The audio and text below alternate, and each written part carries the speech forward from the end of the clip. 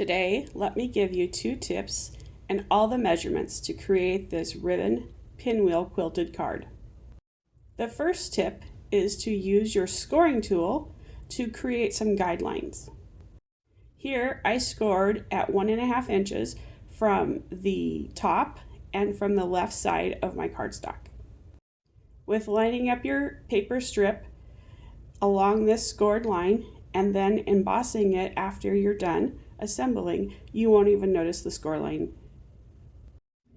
We are going to start on the longest section, and I like to use dot adhesive for this, and in a minute you will see why. My strip is 3/4 of an inch wide and 12 inches long.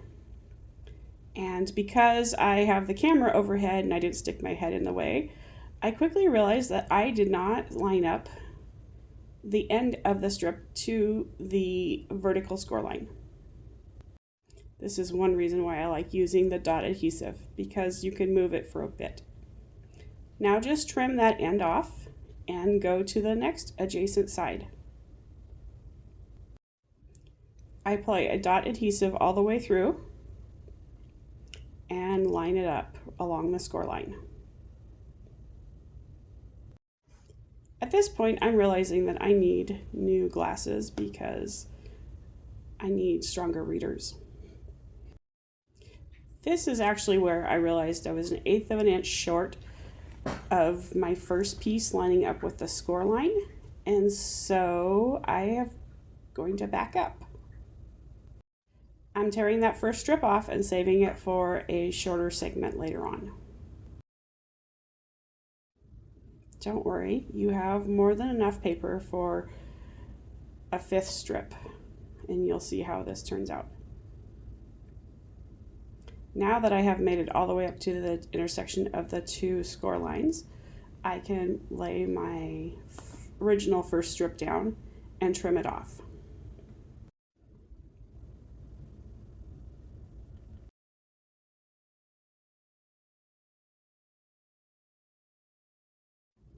It really doesn't take that much dot adhesive for this card, and I don't have any guilt using a full line of it on this one.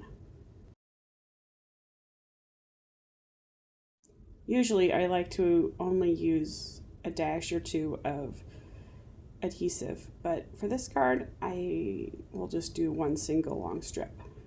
And as you can see here, we still have leftover paper over 2 inches between the 2 chunks that I've cut off.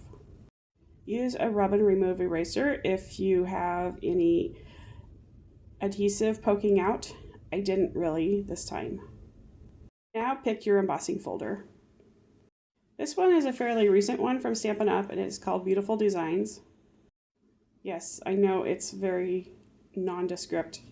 It is a diamond design that is actually pretty subtle, and that it's not quite as dimensional as some of our other 3D embossing folders. Yet it is still a 3D embossing folder, and you will have to shim your embossing folder like it is 3D. And now I am just realizing that I embossed my paper. Don't do that before stamping. And that's why I wagged my finger at you. So here I'm giving it a hope and a prayer and taking off my glasses so I can line things up better, and doing a test stamp just to make sure that there's no fuzz or anything on the stamp, since this is my final project. And stamp down on this. I am going to leave it on and hold it down for an extra second to make sure that the ink really settles in. And then I'll put my glasses back on, and it worked just fine. Believe it or not, I did this exact same thing on the original card too. I forgot to stamp it until after I embossed it. These little squares are 3/4 of an inch and are Night of Navy cardstock. Just use your snips and cut them diagonally in half. Now here is my second tip for figuring out how to do the pinwheel. First of all, grab your silicone mat so that when you put some dot adhesive on them, it doesn't get all over the place. The second is to take the long side. You know it has to go point towards the center of the pinwheel, but You also have to realize that when you have the straight side of the square, not the diagonal, it is going to end on the end of the strip of paper. And that's really a big trick. It took me a long time to figure this out. Like, I don't know how many cards. But if you realize that you're basically putting a cap on that strip, it's much less mental workout.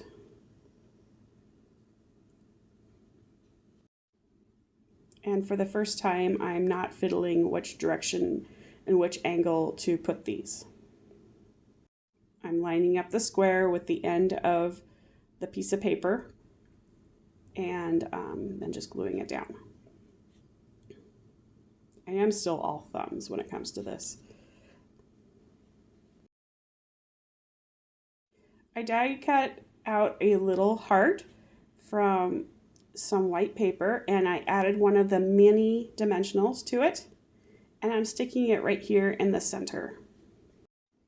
You can add a button or any other type of embellishment. I just really like the heart. Now we're going to attach it to the mat.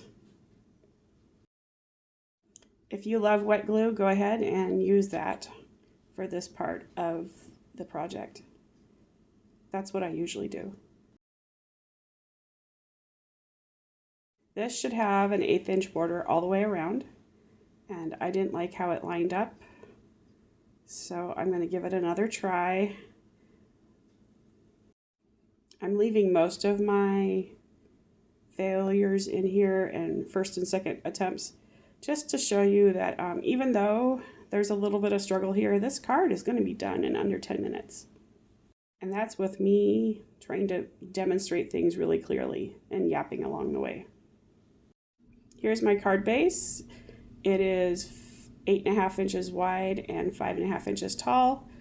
I pre-scored it, and I prefer to show the dimple, which is the indentation from the scoring tool, and hide the pimple, which is the raised side. And so that raised bump goes on the inside, and things just line up a little bit better. This has just a teeny border of 1/16 of an inch all the way around. And I did that specifically so that there would be more white cardstock on this card to stamp a sentiment. If you take everything down by 1/4 inch at a time, it will really shrink the amount of white space that you have to stamp on.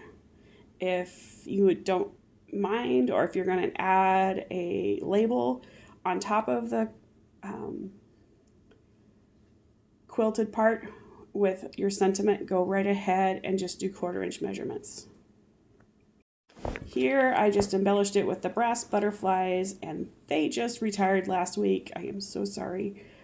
I hope you stocked up. Now I'm going to leave you with a video of the measurements. Okay, we're starting with an A2 card base, which is 8.5 by 5.5, scored in the middle. The next one is 1/8 inch smaller all the way around. And so that is going to be 4 1/8 inch wide and 5 3/8 inch tall. The next one is 1/4 inch smaller than that. And so it is 3 7/8 inch. I did write this on copy paper and save my good cardstock. And so it's also 5 1/8 inch tall. The strip that we are using is 12 inches long and 3/4 of an inch wide. The squares are the same width. So if you're going to vary this, you need to just keep your squares the same size as the strip. Hello to my little lap buddy who is hanging out with me while I am doing the voiceover. This is Howie. Have a good day. This is Layla Harris from Crafty Layla. Please like and subscribe for more videos.